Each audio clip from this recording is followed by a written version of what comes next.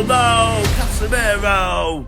Damn! Welcome back to Red Devils TV, the realest channel on YouTube, and in this video we're going to be reviewing Casemiro's time at Manchester United and then talking about 5 options that are the perfect Casemiro replacements. But don't forget to leave a like on the video, subscribe if you are new, hit that notification bell so you never miss an upload of Red Devils TV, and comment down below on your thoughts on Casemiro and your ideal replacement for the multiple Champions League winner. So first of all, we've got to talk about how Casemiro actually joined Manchester United. Now, it started last season, Erik ten Hag's first transfer window as a Manchester United manager, and for the majority of the summer, we weren't even chasing Casemiro. Casemiro wasn't even on the transfer list for a Manchester United player. It was Frenkie de Jong as Erik ten Hag's ideal summer transfer signing. That was going to be his ideal signing and his priority signing, but unfortunately Manchester United could not convince Frenkie de Jong and could not lure him from Barcelona. So then Manchester United went on and tried to lure in Rabiot from Juventus, who apparently had 1 year left in his contract, so it should have been an easy deal to make,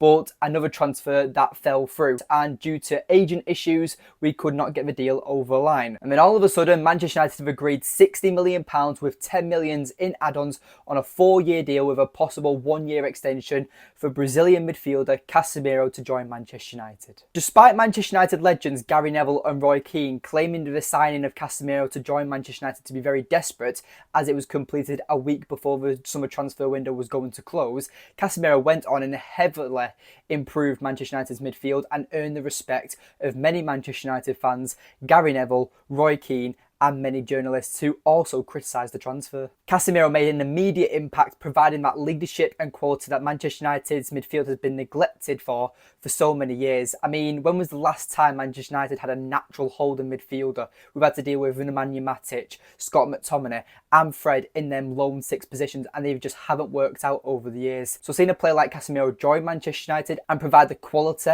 that he gave to Manchester United fans, we had some hope for the upcoming season. Casemiro's debut in the Premier League became a massive successful one, earning himself a place in the Premier League Team of the Season and was even nominated as Manchester United Player of the Season alongside Marcus Rashford and Lisandro Martinez. But what a first season it was for Casemiro and Manchester United under the first season under Erik ten Hag, winning the Carabao Cup, unfortunately missing out to the FA Cup by being defeated 2-1 from Man City, and also just missing out on the Europa League by going out in the quarter-finals, but we also finished third and were back in the Champions League. However, it was the second season which is where the downfall of Casemiro truly began. Now, the drop-off of Casemiro from last season to this season has been catastrophic. It's been very unfortunate due to multiple injuries, and the downfall of Casemiro has truly begun. Now, by all means, Casemiro is not a bad footballer, but he seems to be really struggling with the pace and physicality of the Premier League, and this is why many Manchester United fans have been criticising him for the majority of the season due to the multiple injuries, due to the performances that he's been making. Casemiro last season went out from an 8 to 9 out of 10 per game player, and now he's struggling to even make it a 6 out of 10. He's sloppy in defending, he's missed timing passes. It's becoming very frustrating to watch as a Manchester United fan. So due to Casemiro's poor second season for Manchester United, that's allowed a lot of journalists to write many reports on transfer rumours that Casemiro will leave Manchester United in the summer, possibly for the Saudi Pro League, as Cristiano Ronaldo of Al Nassr really wants Casemiro to play alongside him at Al Nassr. Now, if the right transfer money came in for Casemiro, I guess we'd have to take it, because we need to start building for the future. And this is why I've scouted 5 important players and the best 5 players to replace Casemiro at Manchester United. Now let's get the first one out of the way. He's in the thumbnail with the other 4 holding midfielders, and that is Koop Mainers from Atalanta. Now, if you watched my video from a few days ago about 5 important signings that will revolutionise Manchester United, then you'll know all about Koop Mainers. But all you need to know about Koop Mainers is that he's a very versatile midfielder that is amazing on set pieces. His stats by numbers don't seem to be the best, but he's one of them players where the stats don't matter. You know the quality he would bring to a midfield, and yes, he's a natural holding midfielder, but he has the creativity of a 10. He has the physicality and awareness of a holding midfielder, and he has the energy of a box-to-box. He'll run up and down all game long. He may not be the fastest, but neither is Casemiro, but he has the awareness to be tackling. He also has the awareness to cut the passing lanes, man marking. He has it all as a midfielder, and with a very versatile midfielder like Coop Mainers, he would bring a lot to Erik ten Hag's midfield and possibly even the new manager's midfield if Erik ten Hag is sacked. So Coop Mainers is my option number one because I've loved this player for such a long time, because he's had such a good season for Atalanta this season. He's also played with Rasmus Højlund at Atalanta, so there'll be a bit of chemistry between them as well. And I just think what he would bring to Manchester United would be something that we wouldn't be able to find in any other midfielder for the price tag that he's available at. So for me, I personally believe we should be all over Coop Mainers, and he is, for me, my number one choice to replace Casemiro. But this is why I'm now going to mention another 4 candidates to possibly replace Casemiro. Option number 2 is João Palhinha. Now, João Palhinha has had a very good season with Fulham. He is the perfect 6, you could say, as the physicality, stereotype, tall, physical midfielder, almost. He is a lone 6, so unlike Coop Mainers, he's a very unversatile midfielder, where Coop Mainers can play multiple positions in that midfield. Palhinha is that lone 6, and much like Casemiro is, he's an aerial threat. He's brilliant at man marking. He can cut the passing lanes very, very well. And the awareness defensively is something that he would bring to Manchester United and revolutionise Manchester United. Again, like I said, despite how much I like Coop Mainers, Palhinha is equally as good, and so are every other midfielder in this list. But with Palhinha, he plays for Fulham, he's already Premier League proven, he's brilliant in a possession style football under Marco Silva's Fulham, so he would be coming into a system that he is probably used to. He also understands the quality of the Premier League, so wouldn't have to adapt that quickly. Even if you want to make it a push, he's got international relationships with Bruno Fernandes and Diogo Dalot. So that right side of our midfield with Bruno, Palhinha and Dalot would already be used to playing with each other, which would provide a lot of extra chemistry, because for me, Manchester United's actual squad and starting 11 really lacks chemistry. So someone like Palhinha coming in with players he's already previously played with when it comes to international duty, that would bring in a lot of extra positivity and bring in something that United have lacked all season, really.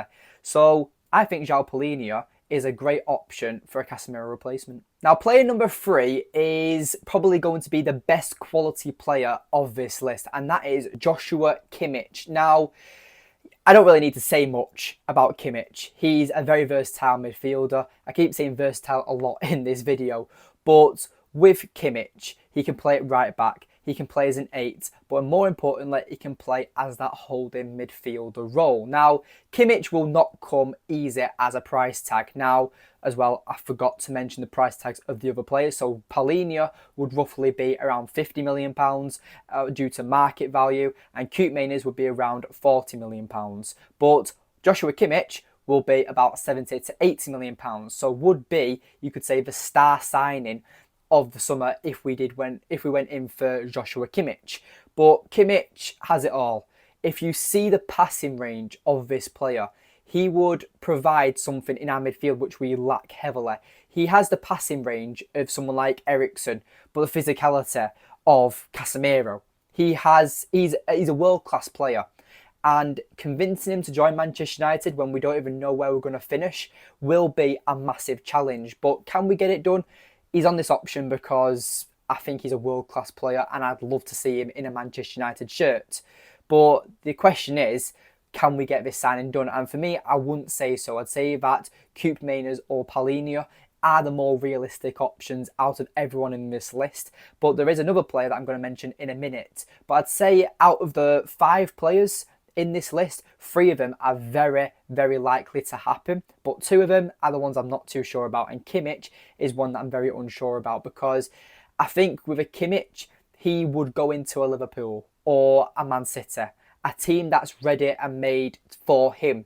But I can't really see him going to City because of the likes of Rodri, and I can't really see him going to somewhere like Liverpool because of the transfer budget, the way they do it, and wages, because he's on massive wages at Bayern Munich. So that's why I'm saying at Manchester United, he could join the Red Devils, but it would be very unlikely at the same time. Now, player number 4 is Manuel Ugarte. Now, he joined PSG on a permanent transfer last summer. He snubbed Chelsea, which is great, as well as Liverpool, so even better. He went on to join PSG and has had a very successful season with them. Now, this new PSG is something that we kind of need to talk about, but it's the wrong video for. But what Ugarte has brought to PSG this season has been quite impressive for such a young player, and as a potential future star, you could say. He is a very good player for his age. But the question is that despite him having a lot of potential, would he shine over someone like Casemiro? Does he have enough experience to replace Casemiro straight away? I'm not too sure. But all I can say about him is that he's a brilliant anchor to any midfield that he walks into. He does brilliant for the Uruguayan international team. He's done brilliant for PSG this season. He was brilliant for Sporting Lisbon last season before he joined PSG in the summer. But at the end of the day, would he be able to replace Casemiro so quickly?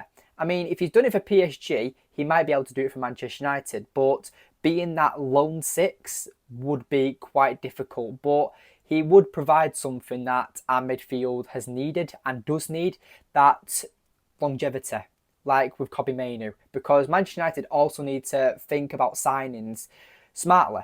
You know, we need to think about, do we go for players that are ready and made now, that are 27, 28 years old, and we can only get the 3 best years out of them? Or do we build for the future? Do we sign younger players and build with them that way? It's really confusing, and I really want to know the approach that any of us want to do with Manchester United future transfers, because we've got young players in the squad. We've got Alejandro Garnacho. We've got the likes of Casemiro. We've got the likes of our young centre-back William Cambuala. We've got the likes of Alvaro Fernandez out on loan to Benfica. United have a lot of quality in the youth team. So Man United, I would not be surprised if we do go down a young route, but Ugarte and another player I'm about to mention might not be the option that we go for. He would bring something into Manchester United's midfield that we would be missing. Again, every one of these players can play as that lone six role and would provide and would change a lot of midfields.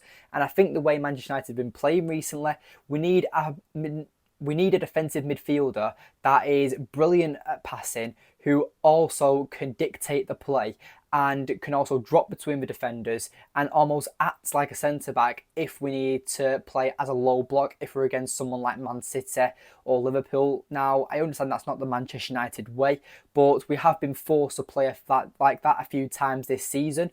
And Casemiro has done well when he needs to defend that way. So we need to bring in someone who can defend like a centre-back, but has the versatility and awareness as a holding midfielder at the same time. That is what we're looking for. Now, the final player on this list, I have to read out the name. It's Morten Højlund, I believe is how you pronounce it. I might have butchered that. But with Højlund, or I'm just going to call him Morten, it makes my life a lot easier. But with Morten, he is a young midfielder for Sporting Lisbon. Now, he seems to be the right profile for Manchester United. But the question is, with Ruben Amorim possibly being Liverpool's new transfer as a manager. Now, with Ruben Amorim possibly being Liverpool's new manager, or possibly even Manchester United's manager, where he goes will really depend on where these players might end up. Now, with Morten Højlund, it seems to be that he's a brilliant upcoming midfielder and has had a massive breakthrough season this season in the Portuguese league. Now, he's Danish, so he'll have that connection with Christian Eriksen and Rasmus Højlund. But what I like about him is that he seems to be a brilliant man marker. Now, I don't really know too much about him, but he's a player that has been listed in many articles. He's a player that a lot of fans on social media have been raving about. So I thought I'd add him in this video because a lot of fans seem to be wanting this player. And from what I read when it comes to the reports about him, he seems to be, again, a very versatile midfielder that can dictate the play and just do the job of a natural holding six. And when you're replacing someone like Casemiro, you've got to get it right. It doesn't matter how poor he's been this season. You need to get the signing right, and we cannot not replace Casemiro if he goes. I want Casemiro to stay and us get another six. But the way Manchester United have been over the last few years, it takes a long time to actually replace certain players. And Casemiro is one of them positions where we cannot not replace him. So if we let Casemiro go, we've got to get a replacement instantly, because Amrabat's not going to be made a permanent transfer. And I feel like that if Casemiro does go to Saudi Arabia, or if he does go to another club and does leave Manchester United this summer, we've got to capitalise and we've got to make the signing important. We don't need enough. We do need our players in a lot of positions, but there are certain positions we need to prioritise first. And I think the midfield is an area we need to target the most. We need practically a midfielder in every single position, or even multiple. So I would love it if we can get a few of these midfielders from this list, or we could get someone who I haven't completely ever heard of. But thank you for watching this video. Make sure you leave a like on the video, subscribe if you are new, hit that notification bell so you never miss an upload, and comment down below your thoughts on Casemiro and should Manchester United sell him or not. Plus, let me know in the comments down below on your ideal Casemiro replacement. Thank you for watching, and I'll see you in the next one.